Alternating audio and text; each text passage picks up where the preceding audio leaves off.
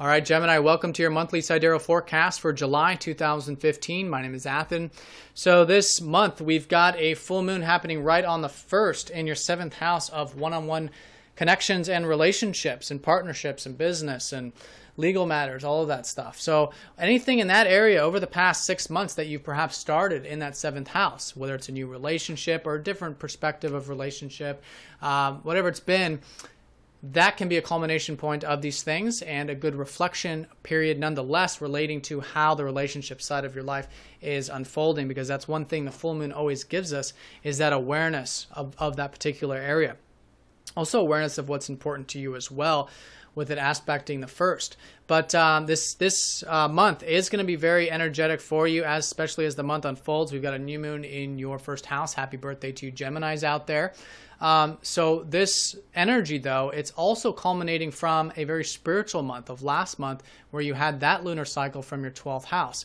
So what you learned from last month about making sure that perhaps you're connected, you're getting enough rest, relaxation, tranquil time, connecting to God or spirit or all that is a very useful energy for you this month, because Mercury, your ruler, is going to be transiting here for at least the 1st week. He shifts on the 8th into the 1st, and he was retrograde, and there was a lot of this stuff which is signifying some important things about that in order for you to have more vigor, for you to have more energy to go into your goals. And this is the month where all of that is certainly going to be aspecting. So a culmination and awareness of also the spiritual stuff that perhaps you learned last month as well. So I'd certainly reflect on that stuff around the 1st.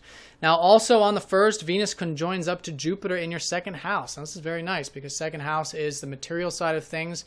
It's finances, it's material resources, it's the simple pleasures of life. So having a conjunction with both benefics like this can be very nice. It's also nice for the spiritual things because Venus naturally rules your 12th.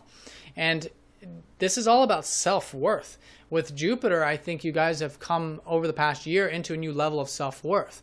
What you're worth, what your time's worth, what your energy's worth on the material side of things, right? So perhaps that's been resulting in an increase of income, increase of assets and things like this. But whatever it is, this increased sense of self-worth that has been the opportunity for you, I think you can certainly connect to that and really enjoy that this first at least week of the month with this conjunction and these aspects.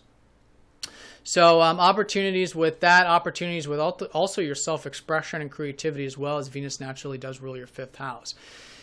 Now, and also relationships, because Jupiter rules your 7th and your 10th house of career. So I think you can really be enjoying the relationship side of things and the career side of things at least this 1st week.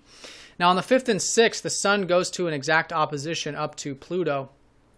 So this energy here is bringing in this Pluto stuff. So here with your 7th house, like I was saying, being willing to, while coming from compassion and all that stuff, being willing to really be real, be truthful, right? Be compassionate, and step into your power when appropriate in regards to relationships. I've been talking about this quite a bit for you Geminis because this has been Pluto in your 7th for a very long time. So all of the stuff that you've been learning over the many years relating to stepping into your power when appropriate, having compassion, being other-oriented, things like this, where your ego isn't getting in the way, because Pluto is like the ego killer. Stripping away all of our attachments to relationships too even, and just merely doing it for the sake of it, for the compassion, because we're guided to, because it's something greater than self.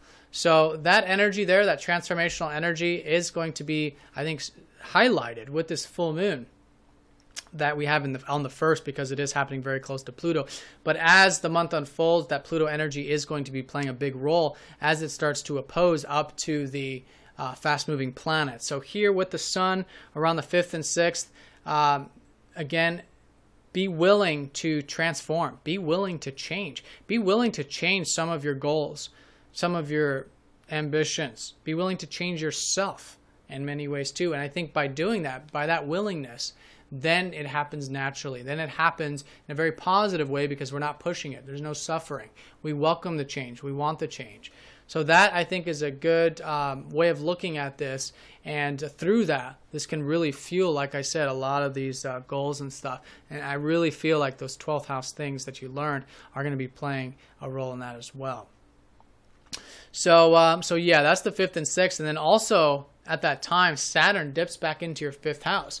You guys have had Saturn in your 5th house for the past few years, which has been making sure that you're very disciplined with your self-expression, very disciplined with your creativity and the things that you enjoy out of life, setting foundations in your life so that you can enjoy your life more. So whatever that's been, this is up until the tail end of last year, but for the past 3 years, you can certainly now put some more energy into that, because this is a well placement of Saturn in Libra, at least. It is that kind of serious energy about fun. It's like where fun becomes serious. But again, the more willing you are to do that, this can be very constructive. This is where you can really get good at expressing yourself, really get very good at your creative projects or creativity in general, entrepreneurship, things like this, with Saturn in that 5th house. And he's going to be there for the next few months while he's retrograde, dipping back into that 5th house there. And to get an idea, look to the past 3 years, because that'll give you a good indication. Now on the 8th, we have your ruler going over into your 1st house. So this is where things, I think, while you're already motivated towards your goals and very passionate about it, this is where things I think will start to really shift when your ruler goes in here around the 8th. So, this is all about self-improvement, because naturally that's what Mercury rules. But here with your ruler, this is the coming alive. Your ruler's now direct. He was retrograde last month. So I think you're feeling much more vibrant, much more rigorous, a lot more energy, I would say, for sure. And so put it into your goals. And as long as you have that non-attachment, and especially in the relationship side of things, then this can be a very, very positive time. I mean, it always is, with all this emphasis on the 1st house. And a lot of things you start now can really culminate this month and for the next 6 months as well. And that's the new moon, because we are having a new moon here on the 15th with this stuff that perhaps you're improving or learning about self. And this is always the new beginning. So reflecting around the 15th about self, your goals, where you're headed, where you want to go, these types of things can be a good way of utilizing this, can come to a fruition, culmination, subtly, and always around the new moon. It's about just listening, reflecting, and then as the energy starts to move forward, you can certainly put it into that.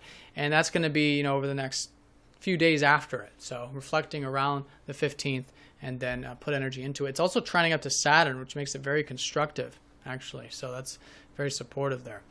Now, Venus changes houses. She goes into your 3rd here around the 15th as well. So enjoy the communications, enjoy the learning, enjoy writing, enjoy communicating, enjoy thinking on some level, right?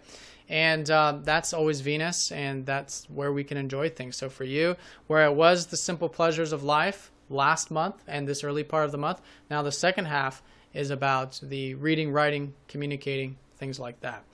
Now, on the 15th, we have a conjunction between Mercury, your ruler, and Mars. So like I said, there's a lot of energy, and this is certainly highlighting that. So with this new moon, there's a conjunction between your ruler and Mars, which is always a get up and go energy, very powerful energy, it's very assertive energy, especially in the 1st house. So assert yourself this month, again, in a balanced way. Remember relationships, remember the importance there, right? But with all this emphasis in your 1st house, it's good to start thinking about how to be more assertive, how to be more direct, how to go after what you want, how to pursue your goals. And with your ruler, this is very, very personal. So I think you guys are going to be very motivated, very much on fire. And you can certainly get the most out of this by, working at these things this month. It's an opportunity. It's there. You're motivated. Why not? Now, on the 22nd through the 23rd, your ruler then conjuncts up to the sun. So here, a little bit later, 22nd, 23rd, right when that happens, they dip into your 2nd house. So it's almost as if there's a passion, there's an excitement about the material side of things, about the values in your life. That's perhaps coming in from those opportunities with Jupiter in that 2nd house, and perhaps those things early on in the month with that conjunction with Venus. But whatever it is, keep it cool, because Mercury combusts the sun, can be very, very fiery. We want to watch what we say. We want to be considerate. We want to make sure that we're not just running off the deep end. So with that in mind, then this can be a very expressive time for you, very creative time, and a good time for your self-expression, particularly relating to the simple pleasures of life and everything on that sensual level.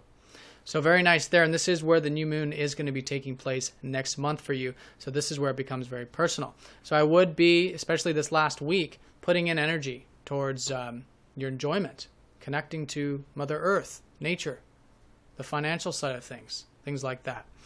25th and 26th, Venus goes retrograde, and almost when she does, Uranus goes retrograde in the 10th house. So first of all, with Venus, like I was saying, enjoying the communications and things like that. Continue to do that. Reflect on some of these things now for the next few weeks with Venus retrograde. Think about it. But also your work, because this is where Uranus has been transiting, helping you guys free up your work, be more free through your work, make changes in that area. Now retrograde over the next 6 months, you can certainly make some changes there that need to be made, and think about how you can have more freedom, how you can enjoy your work more, how it can become more exciting, how you can have more free time, things like this, okay? How you can give more and contribute more too. That's Uranus. So that's a shift there that I think will happen at this last week of the month. Then we have the full moon in Capricorn on the 31st, the second full moon of the month. And this is a culmination of these matters, like I was saying, for those of you who put in a lot of energy towards your goals this month, can be culminating for you around the 31st. And also it's deep, it's spiritual, it's the 8th house. So it's seeing what is really important to you in life. So really reflect on these things. What is truly meaningful to you beyond the material side of things, which there will be a lot of energy, but you want to bring in the 8th house energy here, that full moon, into your second, because it's after we understand what's really meaningful to us on that deep level, then we understand a lot clearer what it takes to get there. Second house. What it means in the material side, like what the material things mean on a deep level, second house. So reflecting on that can be a good utilization of this full moon, and awareness of, again, what is truly meaningful to you in life. But certainly Gemini, the emphasis is on your first house. Lots of energy there, especially when your ruler goes over into the first on the 8th. I think enjoying the communications on the second half of the month, enjoying learning, writing, and first half of the month, enjoy the material side of things. But I think the material elements of things can be something you can enjoy all month long. So enjoying it, taking it slow, and taking some good time to connect to nature, to a good meal, to a hot bath, relaxation, things like this. But I think that'll assist a lot of this active energy for you this month. So Gemini, this was a very general look at the stars in the sky. If you'd like a more personal reading, please get in touch. You can click the link down below. Have a nice month. If you have any questions, please let me know, and I'll talk to you all next time. Take care.